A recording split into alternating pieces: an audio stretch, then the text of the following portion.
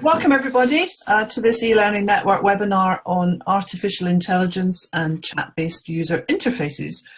I'm delighted to have Chris Littlewood and Toby Harris of Filtered here presenting the session today. There's been a huge interest in it. We did have over 300 people subscribed. So we are recording it and we're live streaming on YouTube. Numbers are actually limited to 100 in Zoom, so we're up to 79 already, and I expect more people will be joining. You'll be able to chat to the presenters and I think everyone else if you check the blue toolbar, the button at the bottom, the drop-down button that allows you to chat to panelists and attendees. There's also a Q&A function, which you should see along the bottom of your screen. And we're taking questions via Twitter at eLearning Network without the OR, and the hashtag eLN events. Right, without further ado, let me hand over to Toby and Chris. Hello. So it's actually Toby on the right and Chris on the left. I'm looking at the way the names are coming up on the screen. Doesn't yeah, quite... I'm Chris. That's Chris. So Chris, do you want to go first?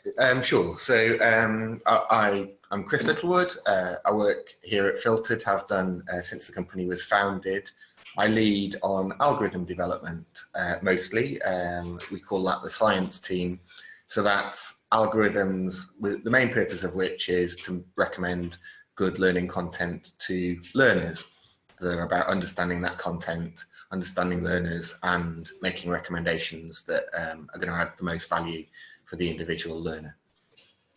And I'm Toby Harris, so my job title at Filtered is Solution Architect. I'm newer to Filtered, only been with the business for the past 18 months. I'm also Vice Chair of the e-learning network as well, so I'm kind of here with both hats on, I guess mainly with my Filtered hat on today. And my role is kind of about taking the sort of stuff that Chris's team creates and test and build, taking that into clients and solving customer problems, and very excited to be sharing some of those examples of the work we've done for actually, I think, the first time today on this webinar about how we're applying our AI to these real problems. So great to be here. The first part of this webinar will be led by Chris, and just in terms of a note on the format of today, we want this to be a very open Q&A type session. So you've got questions, put them in the chat, we'll seek to respond to them, and we'll seek to really make this an interactive session so you get the chance to ask us your questions. So I'll hand over to Chris, and I'll also stop the video now just so we don't put too much pressure on our bandwidth on our side. So Correct. Okay. Great. So hi everyone. So yeah, as Toby says, we'd like this to be as interactive as possible. I'm not an amazing multitasker, so I'm going to talk for 10-15 minutes a little bit about AI and its application to learning. But then I'll dive into the chat and hopefully be able to answer any questions that provokes or elucidate anything that's not clear. So artificial intelligence, AI, has a lot of coverage in the news at the moment.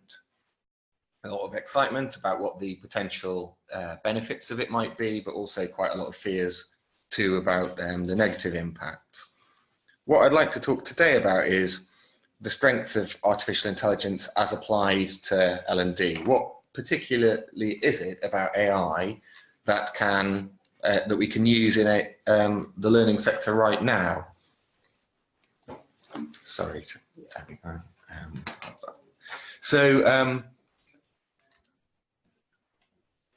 right. Okay. Sorry, just finding the next button. Now, one of the ways that AI can help us is with solving a problem that's been solved in quite a lot of other sectors already. And that's the problem of trying to connect individuals who've got disparate needs, different requirements, with solutions that fill their particular requirement. What this slide is attempting to show is some examples of those sectors where businesses have grown up.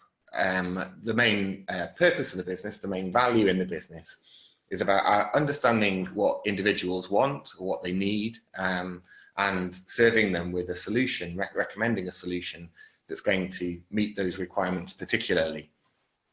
The reason I wanted to talk about these is because these sectors have quite a lot in common, and I think we can take some encouragement for that when we try and apply similar approach to learning and development.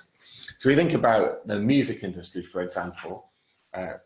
Spotify has grown up there, making their business about understanding listeners, understanding people who are interested in music, their particular tastes, and connecting them with tunes. Both those consumers and the potential content that they might be served with are complicated. People have complicated taste, complex taste. It differs person to person.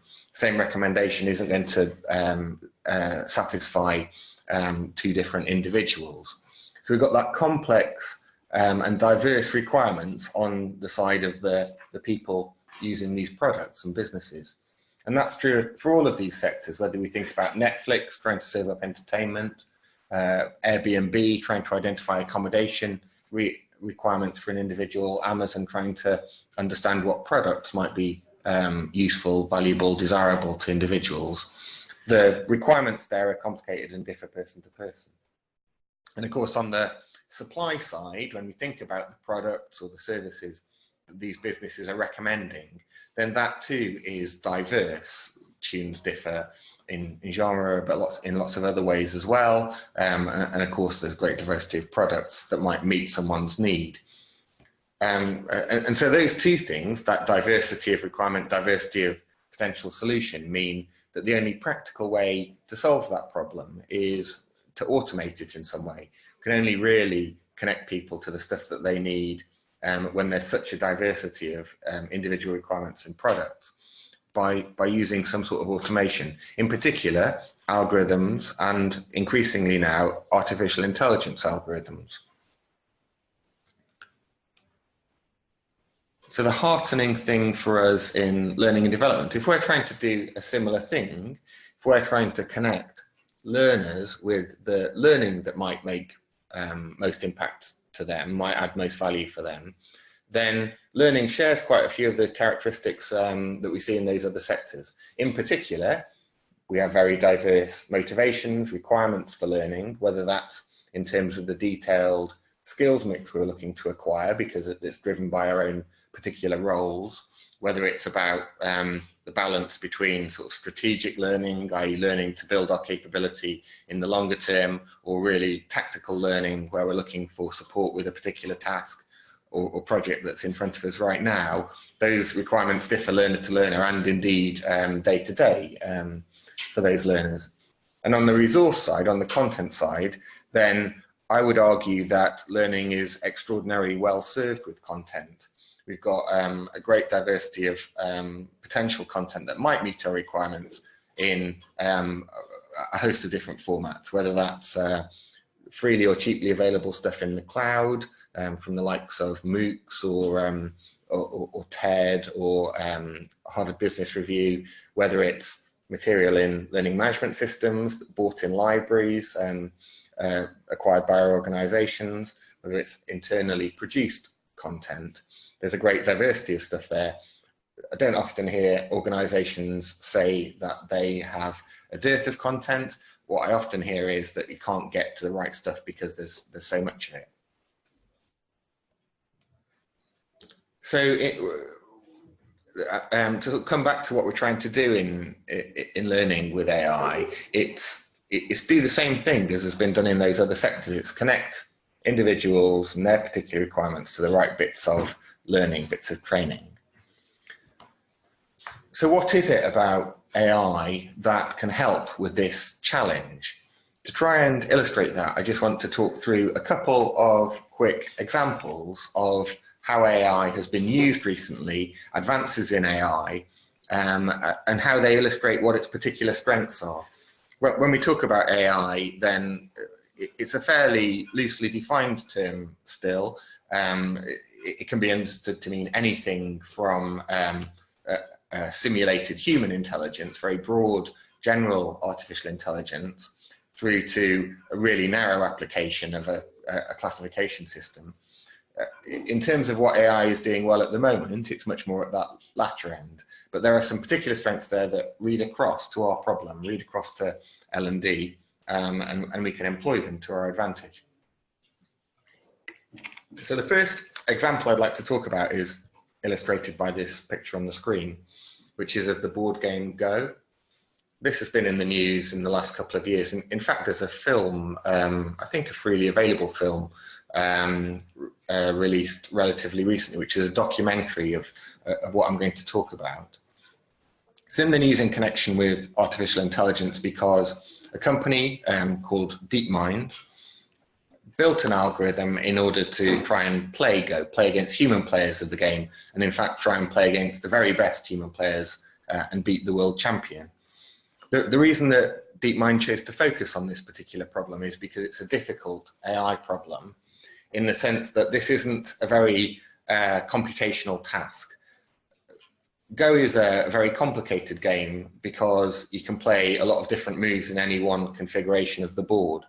So even if you compare it to what I would think of as a complicated game like chess, Go has astronomically larger number of possibilities, possible games that can be played. And so it's not amenable to sort of brute force computation. You can't just set a computer to calculate all of the potential consequences of a given move. It would run out of time. The universe would end first before it computed the solution. So you need to solve the problem in a different way, in what I would think of as a more human way. That is to try and get your algorithm or your artificial intelligence to spot patterns, to adopt strategies, to understand which sorts of position are promising and might lead to a better outcome in the game, and which sorts of position and move are likely to be less strong. And it's informative about the strengths of AI, I think, because of the way that DeepMind went about training this particular algorithm. A common machine learning technique is to so-called optimize for a metric. So you pick a quantity that you want to optimize. In this example, it would probably be the proportion of wins that you come out with. That would be an obvious metric to try and think about. And then you start tweaking your algorithm to optimize that metric. And through iteration, you get to a better and better solution. Because of the complexity of Go, that technique doesn't work very well. So AlphaGo had to, there's just too many iterations that you'd have to go through to optimize the algorithm in that way. So the way DeepMind approached the problem was different. What they tried to do was to optimize the algorithm in the sense of emulating human play.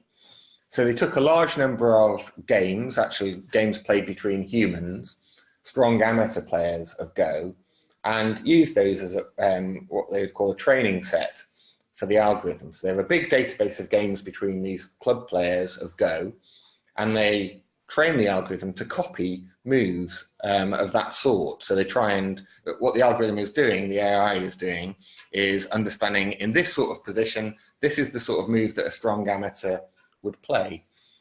At the end of that training, then the AI plays like a strong amateur. So it'll beat some club players, lose to others, but it definitely would lose to a world champion player of the game. So to get to that world championship level, what DeepMind did was then, once they'd got it playing like a club player, they got it to play itself again and again and again, many, many times, and then learn from the strategies that it deployed against itself, which of those tended to lead to wins, and which to losses, which to strong positions on the board, and which to weak. And so it iterate from that point to the stage where it could beat the world champion. Actually, he's played two world champions, Lee Sedol, who's one of a sort of great of the game, and KG more recently, and won both series of matches.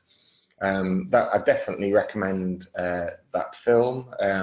It's actually a more human story, I would say, that Lee Sedol is the star of it, rather than AlphaGo, the algorithm, but it's interesting and informative from an AI perspective and from a sort of human story and how humans can cope with, someone who has been, a large part of his ego has been vested in ability to play Go. It's interesting to see how he adapts to the fact that he's been beaten by a laptop. The point of this, though, the takeaway of this story for learning is that bit about copying human performance. So these artificial intelligence algorithms, so structurally, often they are layered neural networks. They're very straightforward to change to copy examples of a given task. So if you've got a particular task like making a move in Go, or like classifying a piece of training content, you can take that AI, show it a large number of human decisions in the same situation, and get it to emulate that decision-making behavior. So you don't have to completely understand how a human is making that decision. And that's very valuable, as I hope we'll see when we look at how to apply it to L&D in a couple of minutes. One more quick example of the way that these sorts of AI can be used. So this is an example. Actually, this is again a Google company or a Google initiative. This is an initiative where they got people to draw lots of different objects and use that drawing to train an artificial intelligence to understand what they were trying to draw. So by a large number of examples of people trying to draw baseballs or bridges or birds, then because it has so many examples, the algorithm could be trained both to classify new drawings as a human would do, but also actually to produce drawings itself of those things. So again, it's the algorithm doesn't need to be told anything about the characteristics of what it's trying to draw. It doesn't need to be told that an alarm clock will typically have a circle and a couple of semicircles and some hands or whatever. It can just learn from example. Don't need to do anything very clever other than point the algorithm at the training data. So finally, how can these strengths of AI be put to work on the problem of connecting learners and learning? So it's about applying that technique. It's about saying, what is it in human behavior can we copy with an algorithm? And if we think back to the problem that we're trying to solve, connecting learners to learning, then that, for a human, breaks down. If I'm trying to recommend good learning content for someone I know well, then that activity involves me understanding the learning. I need to know in detail what the content will do, what skills it will inculcate in people, what format it is in.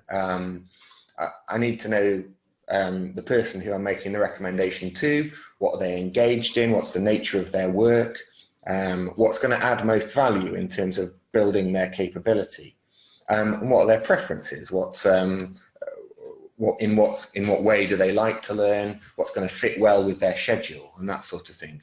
So all of those are human tasks, which when you break them down into those sort of components, tagging content, understanding the skills required by a learner, those are the sort of thing that you can build a database of.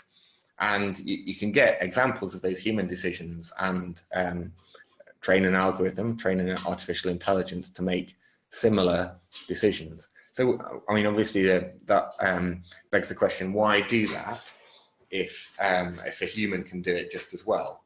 Well, the main reason is that it allows you to scale, to amplify the effect of that human activity. So if I might have the resources in my organization to do a detailed training needs analysis for a particular cohort of people, I might have the resources in my organization to really understand the library of content and classify it according to a capability framework that matters to my organization. But I probably don't have the resources to do that with all possible content or with every possible learner. And being able to encapsulate some of that human decision making in an AI just amplifies the human decision making, lets us roll it out, scale it to an organizational level across libraries, across different input sets of content. So just before I hand over to Toby to talk about some ways in which we've tried to apply this with clients, I just want to run through this quick list of examples of where we can apply this sort of AI. So sifting content for quality, selecting for organizational fit. That's a very difficult thing to write a rule for. It's really hard to write a set of criteria that can be consistently applied that are going to identify which content fits an organization's culture and priorities at a particular time. But actually, that's something that humans are pretty good at. If you've got someone who's got a lot of corporate knowledge, is really a source of corporate knowledge in the organization, that they can skillfully do that, select content that's going to really hit the nail on the head in terms of organizational fit. And so you don't need to codify that, don't need to write down those rules. You can just get examples of what they're doing and apply that. And the things that we particularly here at Filtered have worked on is the tagging. So we're interested in being able to apply labels to content, skills labels, so that we can present and structure and recommend content in a format and in a structure and with a terminology that makes sense to the client. Okay, that was everything I wanted to say. I'm going to dive into the chat now while I hand over to Toby to talk a bit more. Cool. Thanks, Chris. So what I want to talk about is to take some of the ideas and the processes that Chris has introduced and talk about how Filtered are specifically applying them to client problems and L&D challenges. And so to do that, I'm going to talk about 3 different case studies. So our work we've done with Bernardo's, our work we're doing with City and Guilds, and with Royal Mail. And in order to share those case studies, it would be helpful if everyone could have an understanding of our specific technology, but I don't want to spend a lot of time on doing a live demonstration. So what I'm going to do first is just drop in a couple of links into the chat, which will enable anyone to go and actually play around with one of our instances of the kind of global filter platform, which makes use of the chatbot and AI. So I've just put those links in now. There's obviously things coming in the meantime as well, so let's put them in, put the other one in again. So if anyone wants to see what I'm talking about, please just put that into your browser and have a look. I am not going to, spend a lot of time going through live demos, just so we can spend more time answering questions on the actual case studies that we're talking about.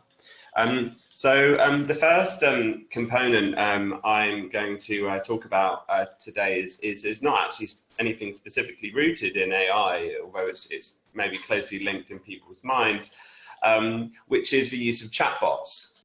So Filtered introduced a chatbot into our global filter product, our recommendation engine, back in July. Now, it's since come to become synonymous, I guess, with the AI behind the platform. The chatbot is this very personal interface, and we call our chatbot Magpie, so it's got that quite personal kind of name. Why did we introduce chat? It's really using a chatbot. We came to the idea because we saw what was happening in other industries. And the best way I can put it is that whenever you have a conversation that could be boring, awkward, or otherwise difficult, or even just difficult in terms of availability of someone at the other end, so customer service conversation with your bank clerk or something like that, then there's a role for automated chatbots. And they don't have to be very complicated to be effective. Effectively, what's distinctive about the chatbot approach is that it's using a interaction methodology which is very familiar to people. Everyone who has a smartphone, and that's getting on for 2 billion people now, is using WhatsApp, is using Facebook Messenger. So people are familiar with this interface. to make a chatbot that works, you basically need to have a logical branching menu of options which makes sense to the user, and in some cases having some free text recognition. So on the left-hand side, we've got Plum, which is a financial service, a banking service handled exclusively via a chatbot.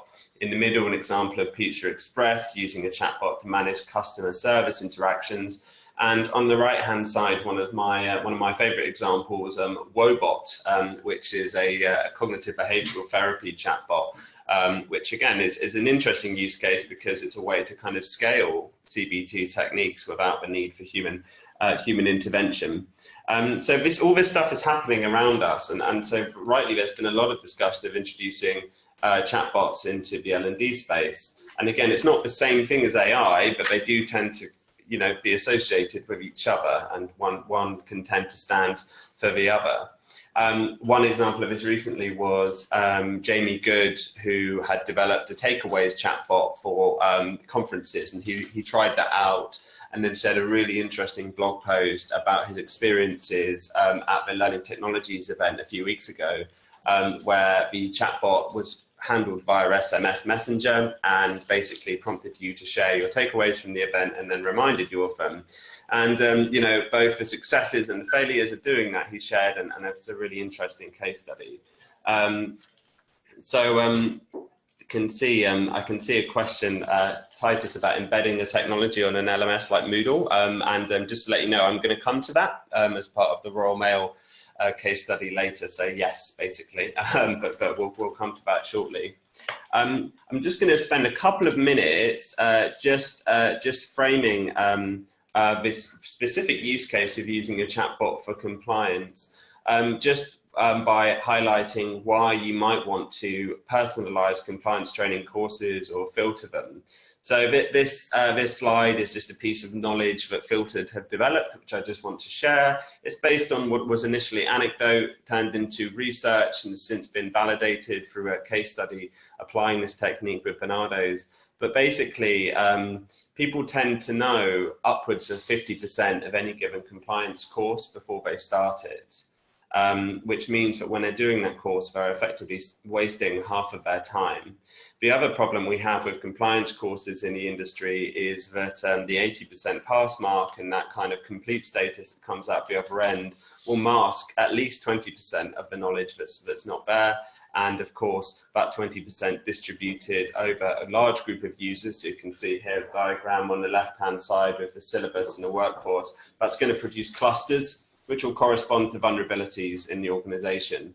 So we have this kind of double-sided problem of we're wasting huge amounts of time, so potentially hundreds of hours per year at scale, and we're also got vulnerabilities that we don't know about. And this is what led us to understand, to try and tackle this problem with a client, Bernardo's, who are interested in piloting it to filter that course. We actually haven't deployed the chatbot component of this yet. It was built, I won't go into the detail, but built just using the conventional filtered courses platform. The chatbot is the next stage, and nevertheless, it's a very useful kind of context. This client have a mandatory IT induction course, which consists of about 20 modules, yeah, just to come in there on Amy's point, yes, this idea of ticking the box for auditing process, even if the knowledge is already there, so it is a very frustrating process. We do see it as this key issue in L&D, which is getting in the way of our success. And then they had a similar sort of issue. Hundreds of people joining an organization every year. They all need to do 5 or 6 courses. The one we focused on was IT systems and skills. A lot of the information for some users would be extremely familiar, like the need to create a secure password. For other users, maybe not so familiar. And it was a really good opportunity to test out the proposition that at least 50% of this information could be proven to already be known, basically, and so would be wasted. And so what we did was initially quite simple. We just applied our existing technology. We built a filter which sat on top of this compliance course and asking questions not only about knowledge, but also a bit about role, a profile in the organization, and then generated a custom course for each user based on how they responded. So the result of that was that the average time reduction was exactly as our survey has predicted, so 50%. And so we're saving hundreds of hours per year, so generating a good return on investment from the course. But the other, perhaps even more important result was because of the basis of our AI technology is all about data, we're recording lots of data about user interactions on a given platform. And so we were recording within this course what modules were marked useful, how long users were spending on certain modules, when they were skipping past modules, and also critical data points like when they were being asked a similar question twice and getting it wrong both times. And what we did was generate a report which went far beyond what users normally get from an LMS, which is a list of complete statuses. Instead, we generated, thanks to Chris's team's work, a sort of heat map report, which showed which modules were particularly vulnerable in the organization. So where one department had a particularly poor performance at one module, that could say something about that department, or it could say something about the content and the way it's been phrased. This is information that's completely unavailable to the organization before, and it's generating this data set of how users are interacting with this mandatory content, which will enable Barnardo's to ultimately move forward with this model and build in AI-based recommendations into their compliance setup. So a fascinating kind of fascinating project. And again, a very happy client. And again, it's one of those outcomes. If you reduce the time that people spend on compliance, everyone's happy. You know, there's no negative outcomes there, even if you do it in a relatively simple way. And in doing that, you can build, you know, a case for innovation in the organization because, of course, you're saving money. Now, the next bit is how we can take that interface and move it into a chatbot. And I just wanted to share, again, just sharing some stuff to give people some ideas. This is not as complicated as people think. It really isn't. People think, well, how do you build a chatbot like the Magpie interface in Global Filter? There's actually not a lot of script and there's not a lot of logic. If you're not handling free text interactions, which currently we're not doing much with, we're planning to do a lot more, and maybe Chris can talk about that a bit later. You can basically build in a sort of schema like this. Actually, before I go on, I'll just respond to John's question about how easy, hard was it to open up the content so you could filter it. In this case, it was quite easy because the material had been built already as a course, which consisted of modules consisting of no more than about 100 words and a video and a couple of questions linked to that module. So it was very easy to open up that content. It could be more difficult in other cases. And actually, it's that form of complexity which I think the chatbot helps with. So the schema on the left is very simple. You have this idea of a sequence of questions, maybe one or more. If a user gets it right, then they effectively pass that point and they get given an option about where to go next. That might be to exit, that might be to another question, or it might be to something fun like a distraction. So one of the key problems of compliance courses is people get bored. By introducing elements of random content and randomization, both the order of the questions, the order of the modules that get served, and also extra kind of Easter egg type components, we can allow people an option to kind of chill out and relax. And I think actually being put on rails is one of the most stressful components of a compliance course. Is what we like the least. We all hate being forced in a certain direction. And so this idea is a really nice way to open that up. In the alternative, if they get questions wrong, we then serve them content, they give us feedback and so on, and it continues. And we're still doing this. To mention a question at the point, I think, from Amy earlier about where you've still got to tick this box. So what we're planning is to have logic identify at some point that completion criteria have been fulfilled in a conventional manner and still mark our completion and still send a complete status. And just coming back to that question about LMS integration, the idea is that this will be loaded in, and the current solution for Barnardo's is okay, it's loaded in as a Spawn package into a Moodle LMS and it still sends a complete status. So we're still ticking that box. But actually, we're much more interested in what's going on in terms of this data. You know, what is this granular detail of those interactions with the chatbot? How can we use that to build more personalized experiences? So Mira's question, hopefully I'm pronouncing it right, how can you assign it through the LMS itself, or depending on the username Filtered shows as the first thing to do the mandatory course? Typically we're assigning, and in this current example with Bernardo's, we're assigning it through the LMS. It's just a course that people are enrolled upon. However, again, the chatbot options are opening up, you know, so one of the things we're really interested in doing is deploying the chatbot to multiple platforms at the same time. So, for example, one of the best ones I've come across for compliance is you might be an employee at a major food and beverage business, and you work in sales, but for 2 years you've been there and you've never logged on to the gifts and hospitality registration system. That's a sort of behavioral trigger that says that there might be something wrong here. You might not know the policy, you may not be applying it. And so in that case, the idea would be to pull through the chatbot to say, maybe you need to do this course, and to push that through. And maybe using the chatbot to link back into the LMS, but ultimately freeing us from that place. Some interesting stuff coming through here.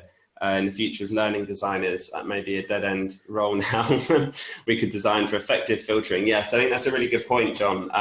To make stuff like this work, you've got to break things down into discrete modules. If you're going to have randomized modules and randomized questions, if you have modules that are 20 minutes long, there's not going to be many possibilities there. So it's one limitation, actually.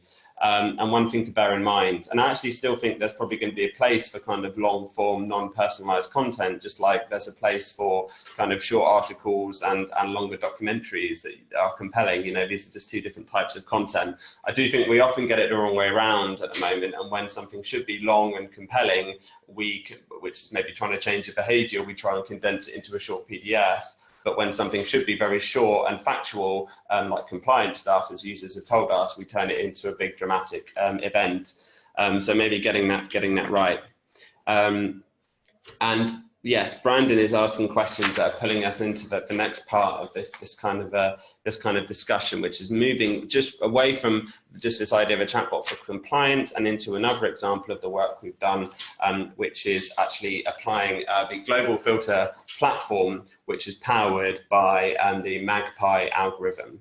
So the example you can see here is one of the biggest current deployments, major deployments of the global filter technology that Chris and his team have developed. It's an example of when we can use personalization, AI in a structured learning context. So this is a tool which is designed to help apprentices prepare for the new endpoint assessment. So for those who don't know the background, the new apprenticeship framework, rather than a coursework-based assessment, has an assessment that's a bit more like a driving test. It's a critical event with work to submit, different forms of assessment methods, but you pass or fail. So it's created a lot of anxiety and consequently a lot of demand for a product that can prepare users for this. Now, the problem that we had to solve was all the standards are quite different.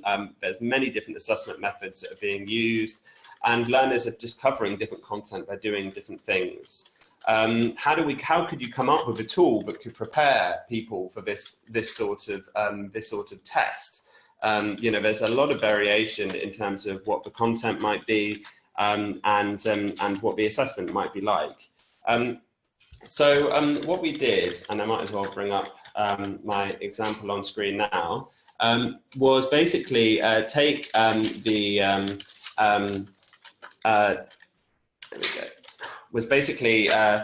take a lot of assessments, a lot of standards, and look at the key components that featured as part of those standards, and kind of break them out into some competency categories. So some of them were more situational, like this is what you need to do to perform on the day, and some were about other elements of the assessment. As a personalization input, typically our products use profile information, so your role, your department, your seniority. But for here, we had a couple of key data points. So the first one was simply what assessment you're taking, what standard are you enrolled on. That determines what your endpoint assessment will look like and gives us a basic input. So someone doing hairdressing and horse grooming might have very different kind of learning and different kind of activities, but they might have some significant things in common for the assessment, and that's what we're focusing on. And so the first input deciding what these roles are is really a function of what you are doing as an apprenticeship, and therefore what your endpoint assessment will look like. However, there's a more nuanced layer to this. So I guess that the other main ways to personalize would be your current experience and what you've done. And so our platform also includes, as one of the secondary inputs, a benchmarking tool, where we can basically ask questions to the user and personalize experience based on that. And again, you can see as a benchmark, this is attitudinal, it's soft, and these questions are all linked to the assessments, but they're designed to the competencies here, but they're designed to be things which can be easily handled and don't kind of require a lot of knowledge. So a lot of knowledge about a particular topic, they're more about your past experiences and how you feel about things. And so this is the secondary point of interaction with the platform, and this will update the kind of the competencies there. I've had my first problem with my live demo where I've managed to break the demonstration by asking the benchmark questions. So there we go. Okay. Yeah. Oh wait, just before you move on, there was a question in Q&A. Yeah, cool. Yeah, I'm not keeping track of all of those. Don't worry, we have actually got comments on YouTube, Twitter, in the chat here, and in the question function. So you're doing great. Okay, could you let me know what the question is? I'm struggling to find that question on the chat. Okay, was that how do you see the rich XAPI data now available feeding the chatbot space? That's the one. Excellent. Okay. Well, that's a really good question. I'm really glad you've asked it, Neil. We see it as an integral component of this. The way that XAPI opens up what we can measure is really important, because it means that we can capture a lot more behavior and then use that behavior to make recommendations. So in order to enable us to have those conversations, we've built everything in Global Filter and in the chatbot kind of setup to basically output XAPI events and in terms of its reporting output. And we've crafted we're working on new statements to capture things like the recommendations that are coming out. But basically everything you see here can be sent over to one of the learning record stores that's available. And then with some of those partners, we're doing something which is very exciting, which is taking that data from not only from our platform, but from other platforms, and then feeding it back into Magpie. And so this is an example of where that more nuanced level of customization and personalization comes in. So I might have kind of time management and professional communication at the top for me. And you know, many tools could do that. That's really a relatively simple mapping a human could do. But when it comes to deciding what am I going to do? What am I going to do to prepare? In the one day I might have before this endpoint assessment, if I've not been very organized, that decision about what I should do first is quite an important one, and helping users to make that decision is really a key value add. And that's kind of what we're bringing here, in that the decision about what comes up first in the tray is where Magpie might understand that the horse groomer maybe finds this asset more useful, but the hairdresser, maybe it's this one. Then weaving that in for benchmarking information and kind of creating that nuanced recommendation like that. I'm just going to bring up the chat so I can see what's going on in there as well. John, the future of personalized learning involves a lot of reading. Works for me. I guess you can indicate your preferred learning style. Yeah, that's actually one of the inputs into Magpie is actually the type of stuff that you do. I don't know. I feel like I've spoken for a long time. Chris, maybe you want to comment a bit about how we deal with that idea of learning preferences or learning styles in the system. Sure. So Magpie, there are essentially two forms of algorithm in there. One that's driven by the content, so that's about understanding the skills, and the recommendations there about matching to the individual skills in a learner. And the other one is about more learner focused and trying to identify people who are in similar roles or similar in some other respect of their profile, and making recommendations on the basis of what they've found to be valuable or engaging or useful. So we feel that blending those two is important. So you need the learner focused stuff because there is a softer side to this. We want people to adopt the recommendations as well as that when they do that they have impact. And so taking account of preferences in that way is important. On the other hand, we want to avoid the sort of echo chamber problem whereby everyone's being recommended things that other people are using and we aren't getting to new stuff or things that are valuable for an individual. So that's where the sort of content focused, skills focused side of the stack comes into play. So yeah, I think definitely both of those are important. Yeah, we focus more on the skills side so far. But I think as we use the chat to follow learners into the into the workflow a little bit more, then we'll be able to build a lot more of that understanding of learner preference and tailoring to what makes an impact on that. And I think that that point that Chris has made about using the chat to follow learners a bit more into the learning workflow helps to answer a point raised by Matthew about how do you see this working alongside learning that takes place away from a computer or mobile device. One of the key requirements in this context of not for endpoint assessment specifically, but for apprentices more generally, is to record time that you spend kind of on the clock but off the job learning. Chatbots have great potential there, and using algorithms to determine how they work, because at certain points we might wish to ask users about their experiences. What did you do today in the office? How did you feel about that? Much in the same way that Wobot uses these triggered kind of therapy interactions, we can drop in an interaction to say, you know, based on what's in your calendar, it looks like you did something very useful, an important meeting today. Do you want to reflect on that?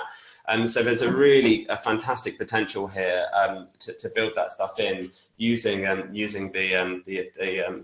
chatbot technology. So just in the interest of time, I'm going to move on. But there was that question from Charlotte about how do we find out more about this product? This is being bundled into everything that's in a lot of the City and Guilds kind of endpoint assessments is being rolled out steadily. So definitely speaking with your City and Guilds account manager would be the best place to start. However, you know, if you want to get in touch after the webinar with someone at Filtered, we can also take you through and kind of share a bit more. So I'm going to move on to the next bit, which was how do we use this in sort of unstructured learning environments, where there's a sort of sense of content overload. And we were lucky enough to early last year to secure a project with Royal Mail Group to handle this sort of problem, which is a very different one to the structured problem, where we need to decide what someone needs to do in a given context when they're under a lot of pressure. Organizations like Royal Mail face a bit of a different challenge. It's about learner engagement with the stuff that they've got. You know, there's investment in LMS infrastructure, there's investment in off-the-shelf content libraries like Learning Heroes or something like that. There's a good degree of internal content that's been built, and most of it sitting inside the firewall. There's also a competency framework that's been painstakingly developed and applied to every single role in the organization. Now, all of this represents a lot of sunk cost for HR and the L&D function. And a lot of it is quite hard for an individual user to operationalize. The result of your hard work basically presents the user with a very busy kind of LMS where there's going to be a search function that's full of results on different topics, different SCORM packages and PDFs, and a competency framework which doesn't necessarily have learning recommendations linked to it.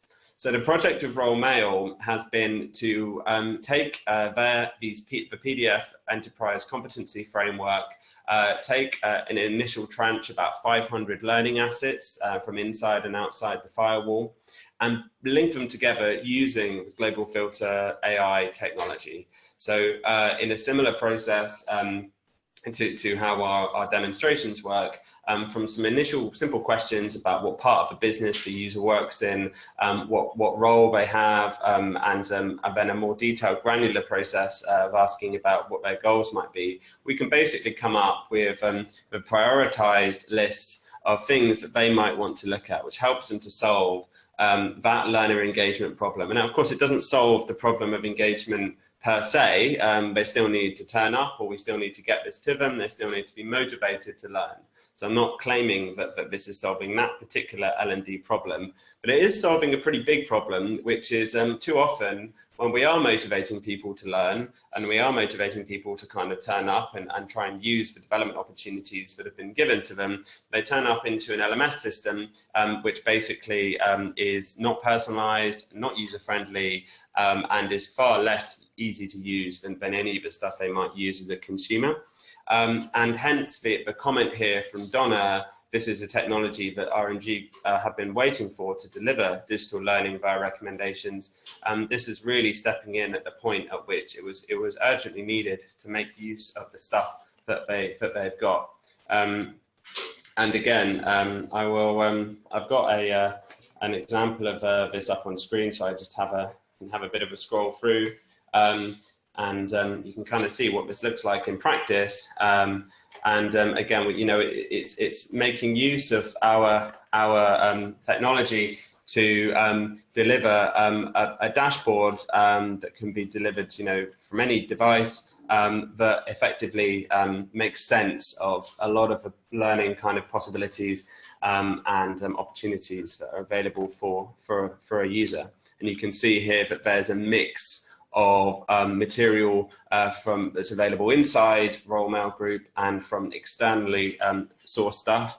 And just from a technical perspective, we have integrated our product with the Royal Mail SSO network, so we're able to access things that are on the LMS or things that are on the intranet. And from a reporting perspective, we're pulling everything that happens into a learning record store, which can ultimately be integrated with different services as well. So we're trying to basically create an ecosystem style solution where we're pulling content from different places, putting all the reporting in one place, which opens up the ability for us to deploy this in different places as well. So I don't know if there's any specific questions on this project, but that's basically what I had to say about it.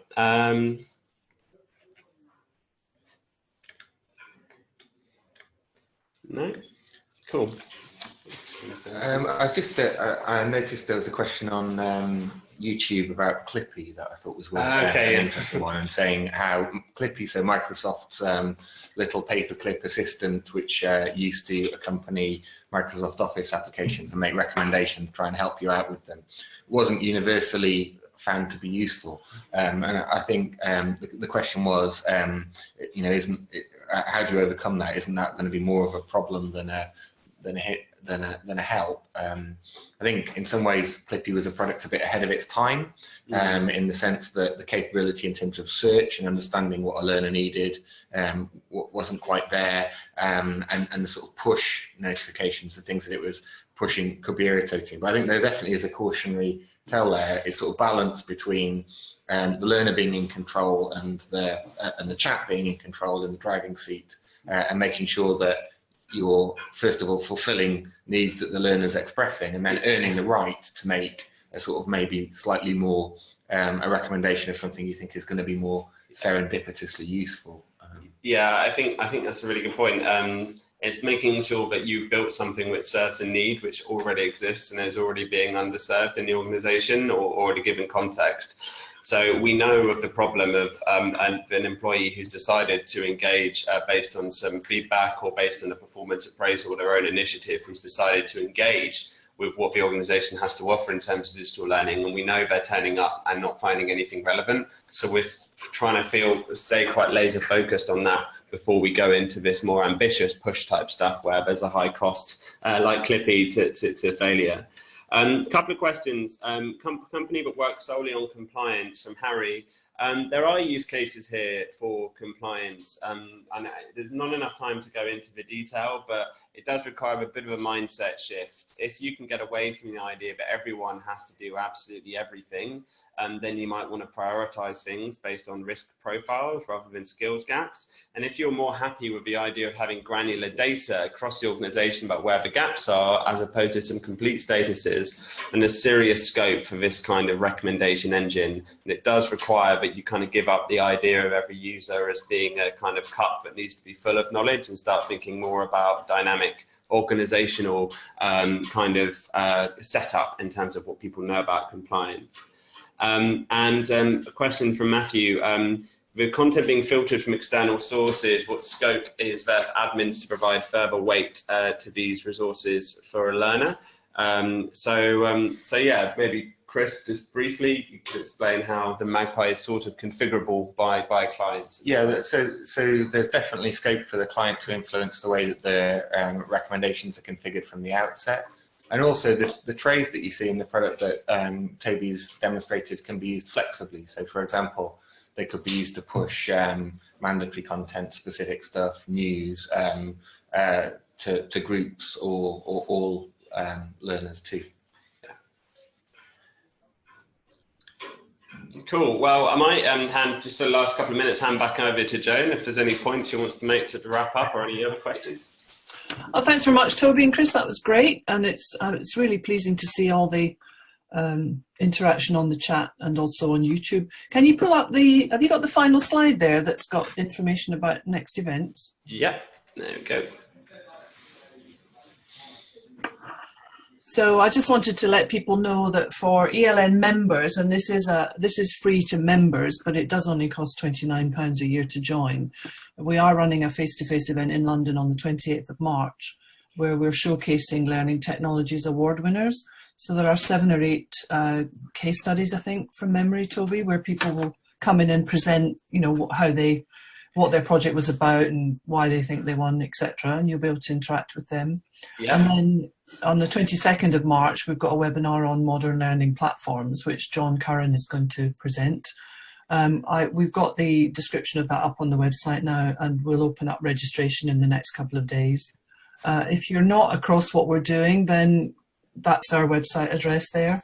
And as I say, please do consider joining, because we've got lots of activity going on, face-to-face webinars, an annual conference and informal meetups, plus mentoring and everything. So I think I'd like to say that I think it was an excellent session. The feedback so far has been very positive, which is great. I know it was quite technical for some non-technical people like me, but I think you managed to demystify it and make it very accessible, so thanks for that.